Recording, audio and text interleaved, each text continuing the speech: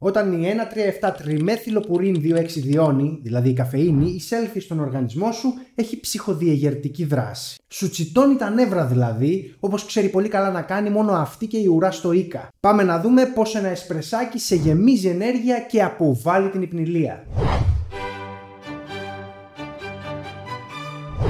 Ο οργανισμός σου είναι γεμάτος από ερωτοχτυπημένα μόρια που είναι φτιαγμένα το ένα για το άλλο. Κυριολεκτικά όμως. Οι βιολόγοι χαρακτηρίζουν τέτοιες σχέσεις ως σχέσεις κλειδιού-κλειδαριάς για να τονίσουν το τέριασμα μεταξύ των μορίων. Μια τέτοια ιστορία αγάπης γεννιέται κάθε φορά που εσύ νηστάζεις. Στη βιολογική διαδικασία της νύστας πρωταγωνιστούν δύο πρωτεΐνες υποδοχής, η Αντόρα 1 και η Αντόρα 2α, με ονόματα κλεμμένα από μεξικάνικη σαπουνόπερα. Ο οργανισμός σου ενεργοποιεί το sleep mode όταν οι συνθήκες είναι ευνοϊκές, όπως για παράδειγμα αν υπάρχει κόπωση, έλλειψη φωτισμού και άλλα τέτοια. Τότε η Αντόρα 1 και η Αντόρα 2α βρίσκουν το έτερον τους ήμιση. Το μόριο αδενοσίνη, το οποίο συνδέεται μαζί τους δίνοντας το σήμα στον οργανισμό να κατεβάσει ρολά. Παρατήρησε τώρα λίγο την αδενοσίνη και την καφεΐνη. Όπως βλέπεις, η καφεΐνη είναι φτιστή με αυτό το τμήμα της αδενοσίνης. Εκμεταλλεύεται αυτή την ομοιότητα για να ξεγελάσει την Αντόρα 1 και την Αντόρα 2α ώστε να ενωθεί αυτή μαζί τους. Η καφεΐνη λοιπόν διακόπτει τη σχέση της αδενοσίνης με την Αντόρα 1 και την Αντόρα 2α με αποτέλεσμα να διακόπτει τελικά και τη διαδικασία της νύστας. Με αυτόν τον τρόπο ο καφές δρά ανασταλτικά έναντι στην υπνηλία. Φυσικά υπάρχουν άνθρωποι που δεν δέχονται καμία επίδραση από τον καφέ, είτε επειδή έχουν πάθει εξάρτηση από αυτόν, είτε όχι. Η καφεΐνη γενικά είναι μια ευεργετική ουσία. Βέβαια, η δόση καθορίζει το δηλητήριο. Γι' αυτό φρόντισε η ημερήσια δόση σου σε καφεΐνη να μην ξεπερνά τα 10 γραμμάρια αν δεν θέλεις να δεις τα ραδίκια ανεστραμμένα. Ξέρω ότι με τους ρυθμούς της καθημερινότητας υπάρχει κούραση και υπνηλία, αλλά καλό θα ήταν να μην πιεις 75 καφέδες σε μια μέρα που περιέχουν συνολικά 10 γραμμάρια καφεΐνης, δηλαδή τη θανατηφόρα δόση.